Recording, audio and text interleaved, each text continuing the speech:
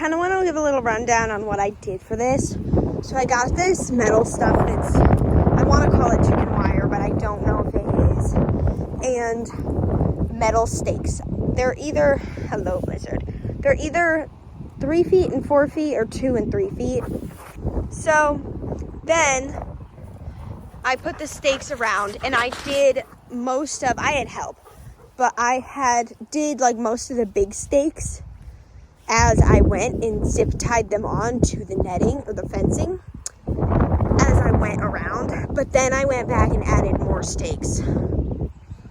So most of the big ones I did it first, and then I went back through with the little ones, but there was one big one that I added later and a couple small ones that I did first.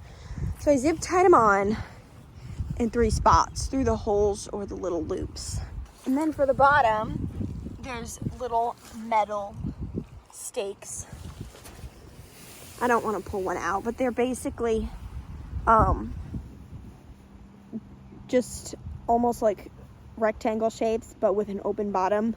So there's like 2 tongs that go into the ground, but numerous of those around, like a lot.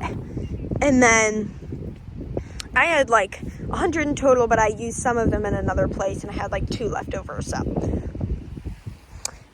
For the door, this is how I attached it. This flap swings open, and it's attached by that on the bottom, and there's a hook down here that it hooks into.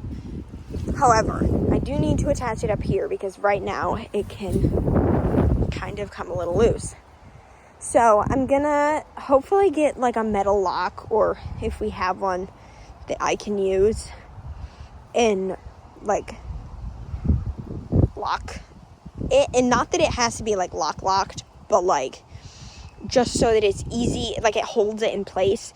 And then when I want to come out, it's not a pain to get in, because I was going to use string, and then I have to retie it every time I leave or need to close the door. And my sister was like, that's a lot, you should just use a lock. And I was like, yeah.